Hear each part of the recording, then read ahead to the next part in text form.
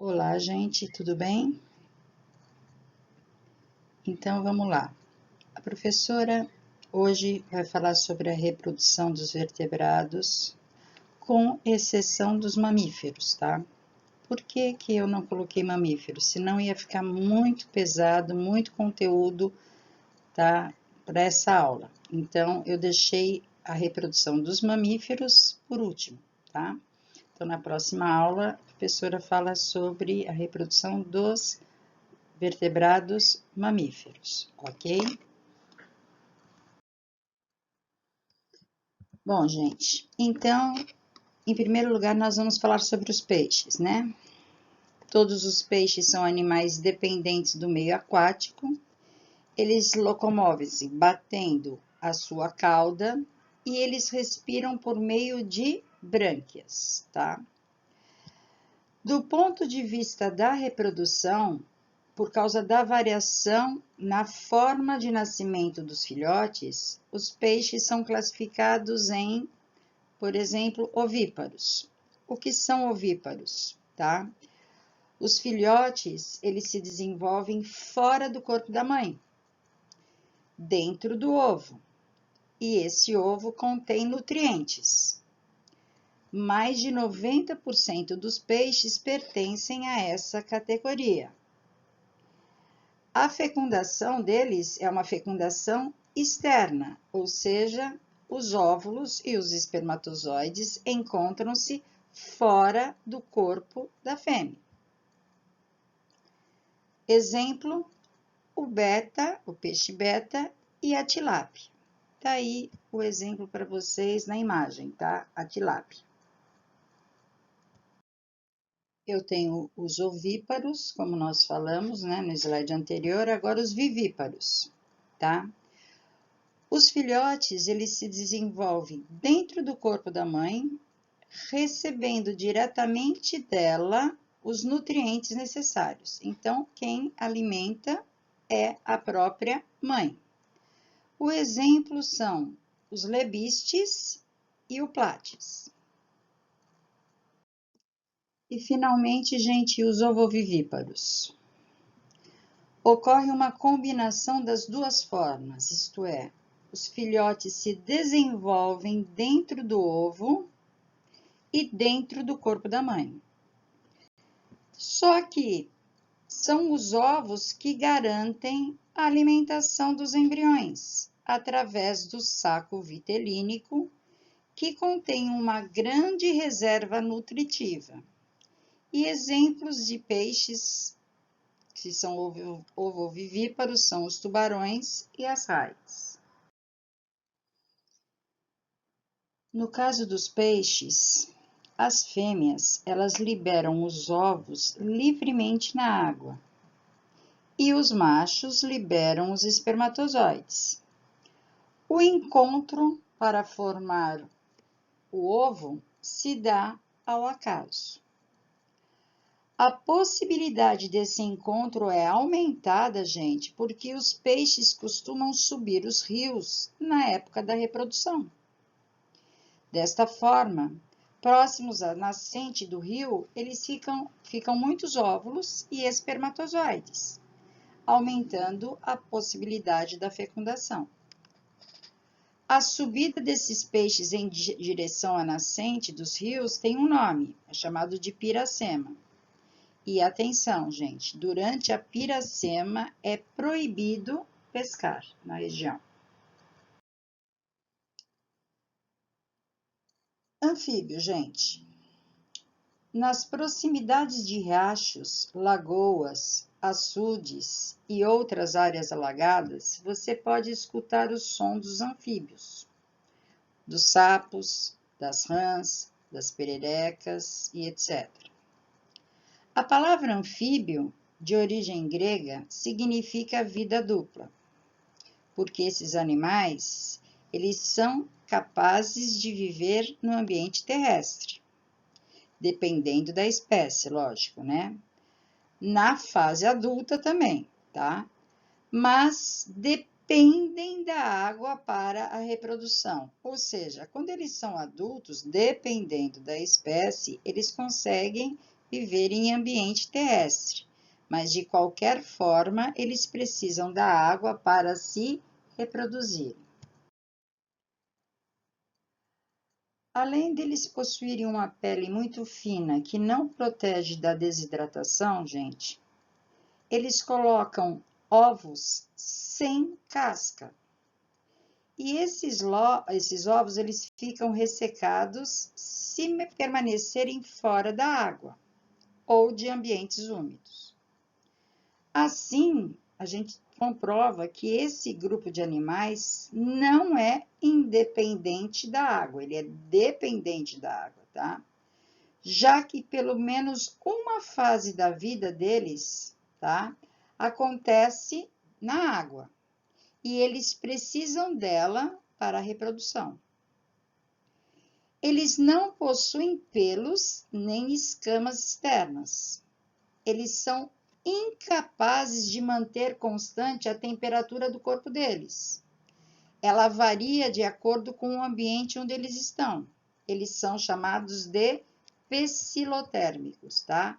Ou seja, a temperatura varia de acordo com o ambiente, tá? No estágio da vida, quando eles são larvas, os anfíbios eles respiram por brânquias, como os peixes. Quando adultos, eles vivem em ambientes terrestres e realizam a respiração pulmonar. Como os seus pulmões, eles são simples e têm pouca superfície de contato para as trocas gasosas, a respiração pulmonar ela é pouco eficiente. E aí, tá? É necessário um complemento para essa respiração pulmonar, que nada mais é do que a respiração cutânea, ou seja, o processo de trocas de gases com o meio ambiente, só que através da pele. Então, a respiração cutânea é um complemento da respiração pulmonar, tá? A pele, gente, para que ocorra a respiração cutânea, ela deve necessariamente estar úmida. Por quê? Os gases, eles não se difundem em superfícies secas, tá? As paredes finas das células superficiais da pele permitem a passagem do oxigênio para o sangue. Então, agora, gente, falando literalmente sobre a reprodução, né? O lugar para a reprodução dos anfíbios varia entre as espécies. Pode ser uma poça transitória formada, por exemplo, pela água da chuva, pode ser um rio, um lago, um açude. Há também os que procriam na terra, mas esta terra ela tem que estar bem úmida, tá? O acasalamento da maioria dos anfíbios acontece na água. O coachar do sapo macho faz parte do ritual pré-nupcial. A fêmea, no seu período fértil, é atraída pelo parceiro sexual por meio do seu canto e do seu coachar. Esse canto varia de acordo com a espécie. A maioria das espécies possuem 2 ou 3 tipos de cantos diferentes. Além do canto nupcial, que atrai as parceiras, né? Há os cantos de advertência, com os quais o macho defende o seu território da aproximação de outros machos. A fêmea, gente, então, ela é agarrada pelo macho e o corpo dela tá cheio de óvulos, né? E o macho agarra essa fêmea com um forte abraço. Esse abraço, gente, pode levar dias, até que a fêmea lance os seus gametas, isto é, os seus óvulos, na água. Então, o macho também lança os seus espermatozoides, que fecundam os óvulos, cujo desenvolvimento ocorre na água. O sapo, a rã e a perereca realizam fecundação externa. A salamandra e a cobra cega realizam a fecundação interna. Nos numerosos ovos protegidos por uma grossa camada de substâncias gelatinosa, que geralmente se prendem às plantas aquáticas, as células vão se dividindo e formando embriões. Os ovos fecundados eclodem e as larvas denominadas girinos vivem e crescem na água, até realizarem a metamorfose para a vida adulta, como a professora colocou aí na imagem. Então, gente, a metamorfose nada mais é do que a passagem da fase larval para a fase adulta, tá? Ela envolve uma série de transformações e um processo bastante lento que transforma o anfíbio jovem, que é o girino, em adulto. Durante esse processo, desaparecem as brânquias e desenvolvem-se os pulmões. E surgem também as patas no corpo do animal. Nessa fase, os girinos se alimentam primeiramente da própria gelatina que os envolve e depois de algas e plantas aquáticas que são microscópicas. Esses animais caracterizam-se por serem tetrápodes. E o que são tetrápodes? São vertebrados terrestres que possuem 4 membros. E de pele grossa. Apresentam pulmões e botam ovos com casca resistente. Esses animais, assim como os anfíbios, não possuem a capacidade de manter a temperatura do corpo constante. Isso ocorre porque eles não conseguem controlar a sua temperatura através do calor gerado no seu metabolismo. Para conseguirem uma temperatura ideal, os répteis utilizam certas estratégias, como a exposição ao sol, quando o dia está frio. Além disso, quando a temperatura se torna muito alta, eles protegem-se em rios, lagos, locais sombreados, entre outros. Como dito anteriormente, gente, uma característica interessante dos répteis é sua pele grossa, que, diferente dos anfíbios, ela é muito especializada para a vida no ambiente terrestre. Esses animais, eles não possuem glândulas e sua pele pode ser recoberta por placas córneas, como nos crocodilos, escamas, como serpentes e lagartos, e plastrões. O que é isso? Plastrões é a parte ventral do casco, tá? Tem a parte dorsal, que seria as costas, e a parte ventral, que são os plastrões, como as tartarugas, cágados e jabutis. Essa característica permite que os répteis tenham uma grande vantagem em ambientes secos, tais como os desertos. Esse grupo de vertebrados, ele possui respiração pulmonar e essa respiração ela é muito eficiente. Reprodução, literalmente também, né?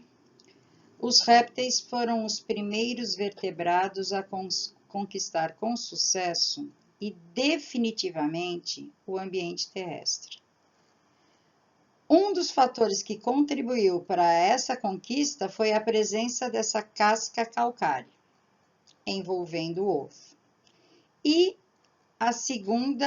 um segundo fator que contribuiu para isso foi a fecundação interna, independente da água, na qual os gametas, que são óvulos e espermatozoides, eles ficam protegidos das influências do meio externo. As fêmeas, elas são geralmente ovíparas, isto é, quando fecundadas, elas põem ovos e os embriões se desenvolvem dentro deles, dentro desses ovos, portanto, fora do corpo materno.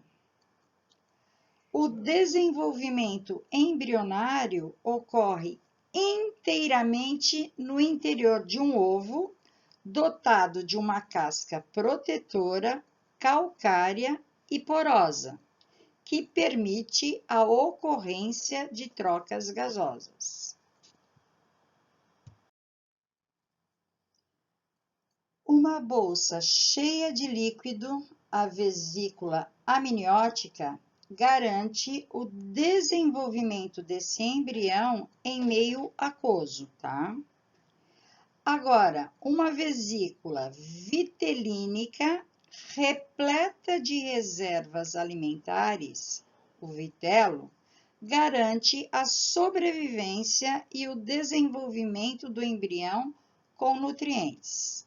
Então, o embrião, para ter nutrientes e desenvolver, ele precisa, tá, de uma vesícula vitelínica, e essa vesícula vitelínica, ela é repleta de reservas alimentares, que é o vitelo.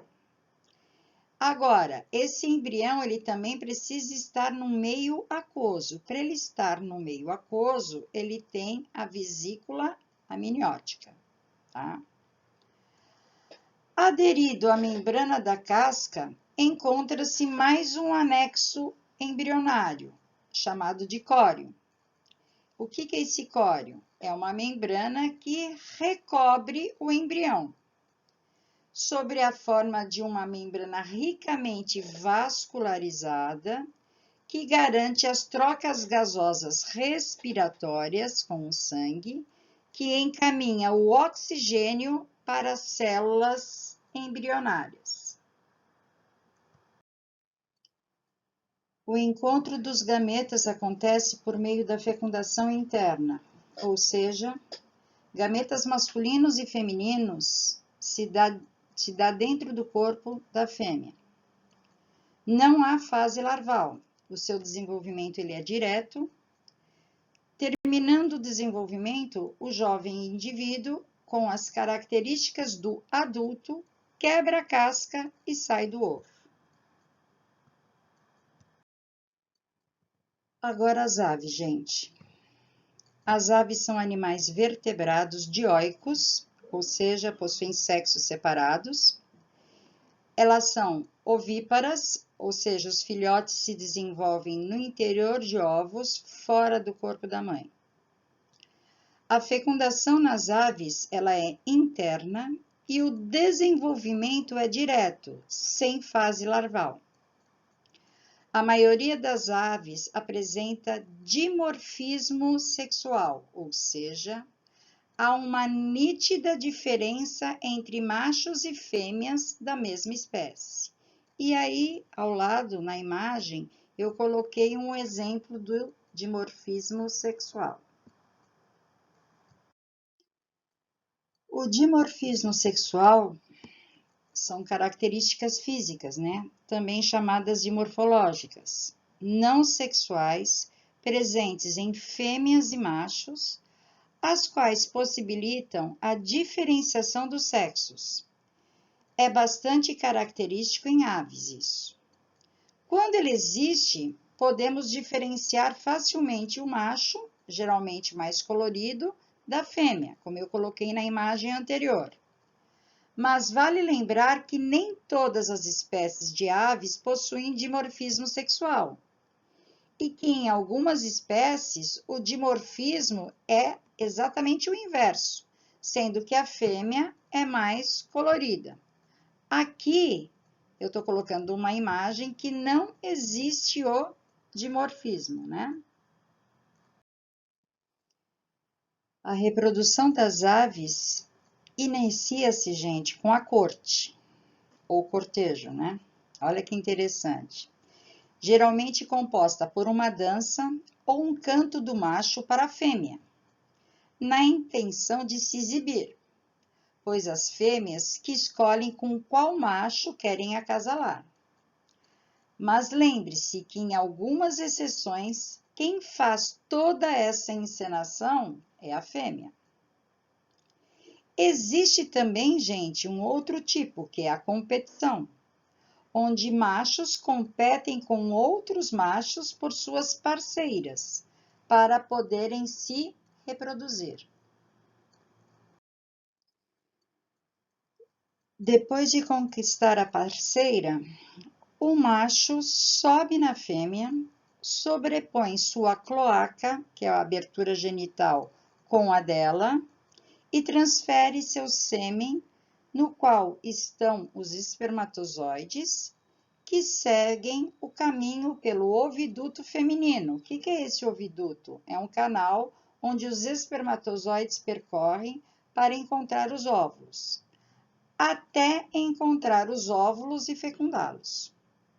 Todas as aves são ovíparas. Colocam ovos dentro dos quais o embrião se desenvolve sem ligação com o corpo da mãe. E além de praticarem fecundação interna, desempenham um cuidado parental, gente, muito interessante. Um ou ambos, né? Os pais cuidam dos filhotes, seja chocando os ovos, pois eles precisam estar aquecidos para que o embrião se desenvolva, ou alimentando-os após o nascimento.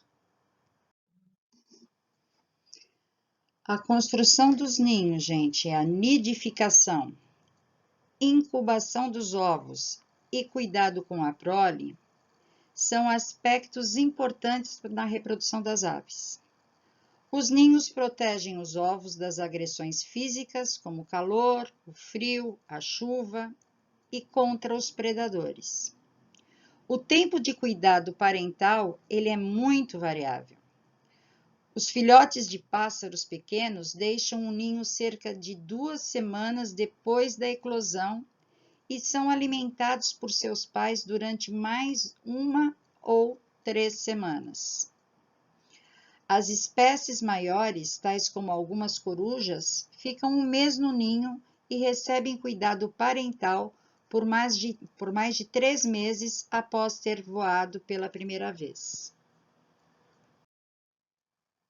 Algumas aves, gente, constroem seus próprios ninhos, outras aproveitam o ninho de outras aves para depositar seus ovos, como é o caso do pássaro oportunista ou pássaro parasita, o chupim.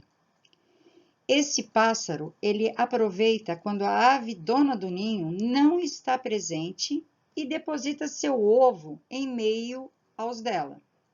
Sem perceber, ela acaba adotando filhotes do chupim, os quais geralmente nascem primeiro e comem toda a comida disponível, geralmente causando a morte dos outros filhotes. Observação: algumas espécies de pinguins, por exemplo, são monogâmicas. Escolhem um parceiro e formam um casal para sempre. Já outras aves têm diversos parceiros ou ainda trocam de parceiro todo ano. Um estudo sugere que a fidelidade encontrada em algumas espécies de pinguins pode ser explicada pelo fato de eles se encontrarem com pouca frequência, ou seja, uma vez ao ano para a cópula. Bom, gente, agora eu vou pedir para vocês fazerem umas atividades para a prof. É só 3 exercícios, tá? São os exercícios de síntese da página 28 e 29 do livro. Eu quero só os números 2, 3 e 4. Eu desejo para vocês um bom trabalho, tá? Digo para vocês não se preocuparem, porque todo esse conteúdo eu vou explicar para vocês nas aulas online, né? E desejo para vocês tudo de bom tá? Um bom trabalho e beijos.